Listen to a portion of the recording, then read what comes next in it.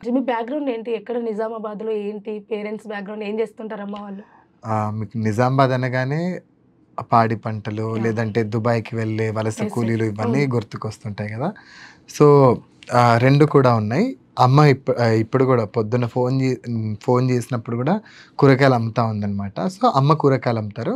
వ్యవసాయం కొంత భూముంది. భూమిలోనే వ్యవసాయం చేసుకొని, ఇంకా పండించుకొని మా వరకు మేము ఇది జేసుకుంటూ ఉంటాము. నాన్న కొంతకాలం మమ్మల్ని ఇంగ్లీష్ మీడియంలో చదివించినప్పుడు దుబాయ్‌కెళ్లారు. ఓకే. దుబాయ్‌కెళ్ళి కొంతకాలం ఉండి, ఇంకా ఆయన హెల్త్ అక్కడ బాగా ఆహ్, హ్మ్. పాడైపోయింది. సీరియస్ అయిపోతే ఇంక వచ్చేసిన తర్వాత ఎళ్ళలేదు.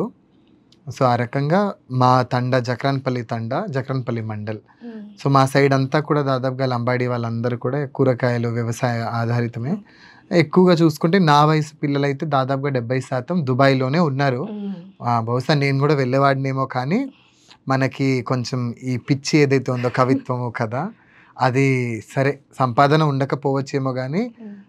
బతకొచ్చులే అన్న ధైర్యంతో ఇంకా అలాగే ఉండిపోయా. లేదంటే నిజంగా నేను గూడా వెళ్ళేవాడినేమో. ఆ రకంగా ఇది మా ఫ్యామిలీ బ్యాక్‌గ్రౌండ్. నాకు ఇద్దరు తమ్ముళ్ళు, నేను ఒకడిని. హ్మ్. మొత్తం ముగ్గురం. సో, స్టడీస్ అంతా ఇక్కడ ఏం చదువుకున్నారు స్టడీస్ మొత్తం?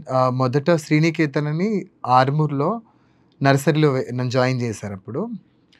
తర్వాత మళ్ళీ అక్కడి నుంచి శ్రీనికేతన్‌లో అయిపోయిన తర్వాత మా తండాకి దగ్గరలో అరుగుల్ అని ఒక ప్లేస్ ఉంది. హ్మ్. అరుగుల్లో ఆహ్, first first class, second class అక్కడ చదువుకున్నా. తర్వాత థర్డ్ క్లాస్ ఏమో ధర్మారంలో కేఆర్ఆర్ హై స్కూల్ అని చెప్పేసి ఇప్పుడు అది సోషల్ వెల్ఫేర్ ఏదో అయినట్టుంది. హ్మ్. ఆ తర్వాత అక్కడి నుంచి నిజామాబాద్‌లో Chaitanya school government welfare hostel, ST హాస్టల్‌లో ఓకే. ఉంటూ స్కూల్‌కెళ్ళి చదివారు. అక్కడ హ్మ్. స్కూల్‌కెళ్ళి చదువుకున్నాం. అప్పుడు మాకేవో గవర్నమెంట్ నుంచి బట్టలు, పెట్టె, ప్లేట్స్ ఓకే. అంతా వచ్చేవి. అండ్ అక్కడ ఫుడ్ మాత్రం అసలు బాబోయ్! మనం సినిమాల్లో చూస్తుంటాం కదా! పురుగుల అన్నం అని. లిటరల్‌గా అది ఉండేది. పొద్దున్న 6కి అన్నం పెట్టేవాళ్ళు. ఆ 6:00కే మేము మధ్యాహ్నం కోసం అన్నం పట్టుకోవాలి. అది దొడ్డు బియ్యం. దాంట్లో అప్పటికే పురుగులుంటాయి. అది మధ్యాహ్నానికి పాచిపోయేది. హ్మ్. ఒక పప్పు, సాంబార్ ఉండేది. సోయా మిల్క్ వేసేవాళ్ళు మాకప్పుడు. ఓకే. లేదంటే రాగి జావ ఉండేది పొద్దున. మళ్ళీ సాయంత్రం 6:00 ఫుడ్. సో, అక్కడ ఒక 2 సంవత్సరాలు చదువుకున్న తర్వాత ఇంకా 2009 నుంచి 2014 దాకా విజయసాయి హై స్కూల్‌లోనే 6-10 దాకా అక్కడే. 6థ్ చదివాను గానీ, అక్కడ చదువుతున్నప్పుడు ఇంకక్కడ పేరెంట్స్‌కి ఫోను చేసి నేను ఉండను. మీరు వచ్చి హ్మ్. తీసుకెళ్ళకపోతే చచ్చిపోతాను నేనని బాగా బెదిరించా. చదువు మన వల్ల కాలా.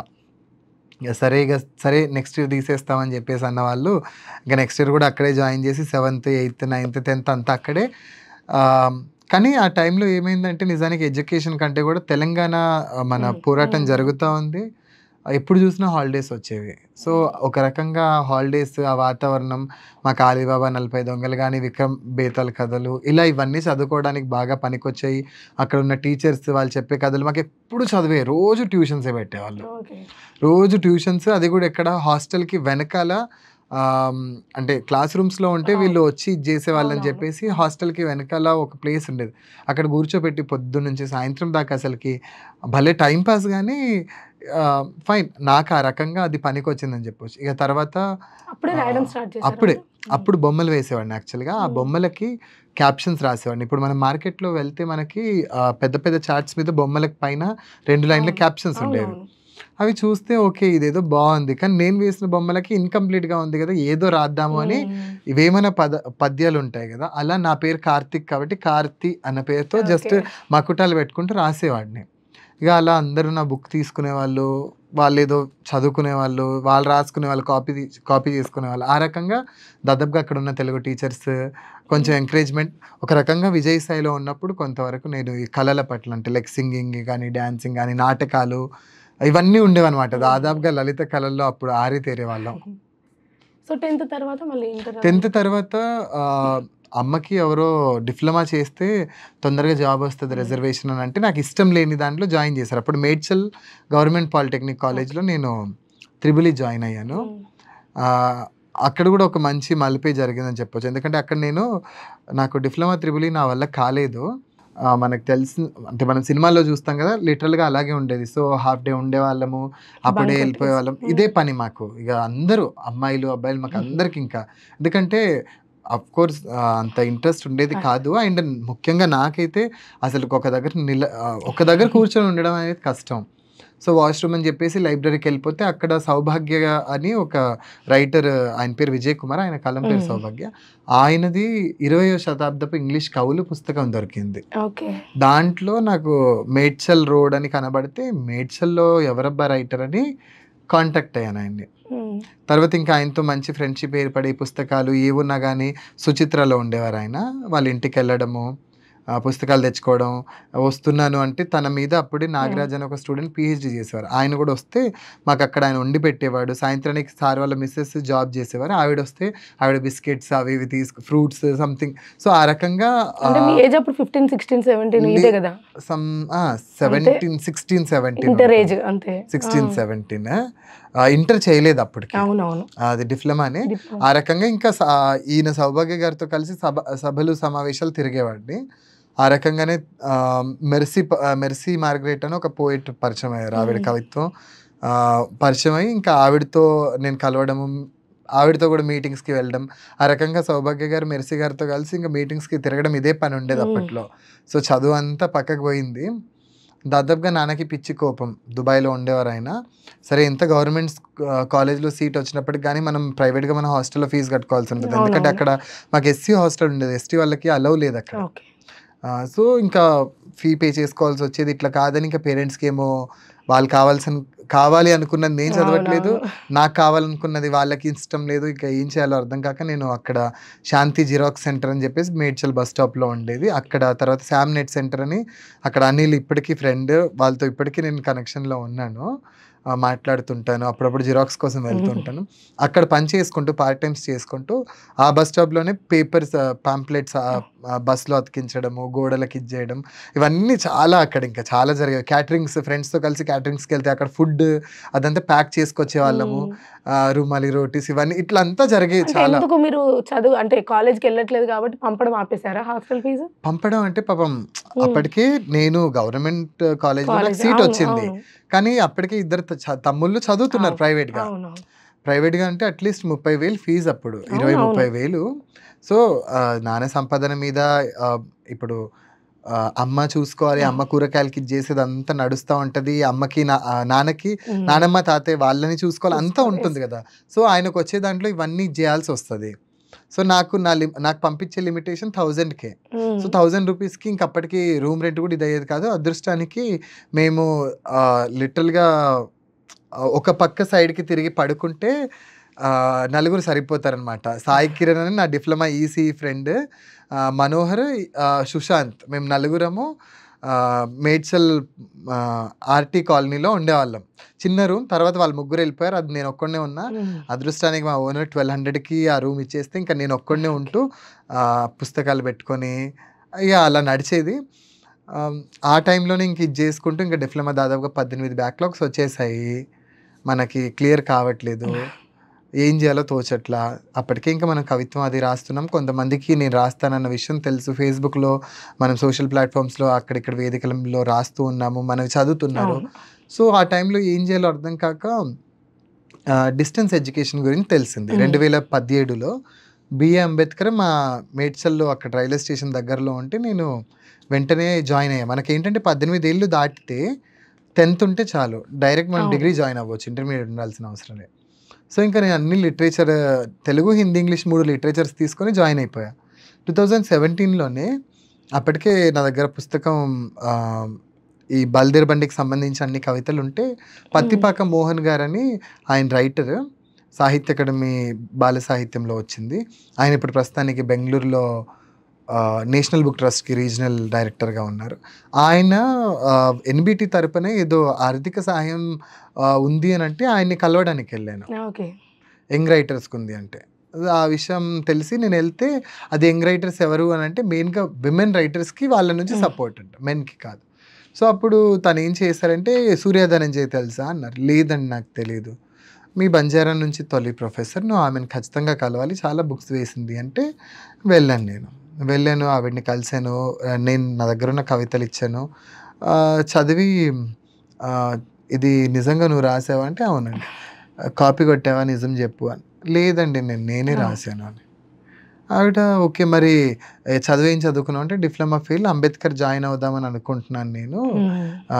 మొన్ననే ఎంట్రన్స్ ఇచ్చేసాను అని అంటే, చదువు లేకుండా ఇంత బాగా ఎలా రాస్తున్నావు, మీ ఫ్యామిలీ వాళ్ళు ఏం చేస్తారని అడిగితే ఫ్యామిలీ బ్యాక్గ్రౌండ్ చెప్తే చెప్పారు. ఏది లేకుండా ఇంత బాగా రాయడం ఎలా అని చెప్పేసి అన్నారు. అంటే బహుశా అంటే బాగా అంటే ఆవిడ ఆ కమ్యూనిటీ కావడం చేత ఆవిడకి బాగా నచ్చాయేమో.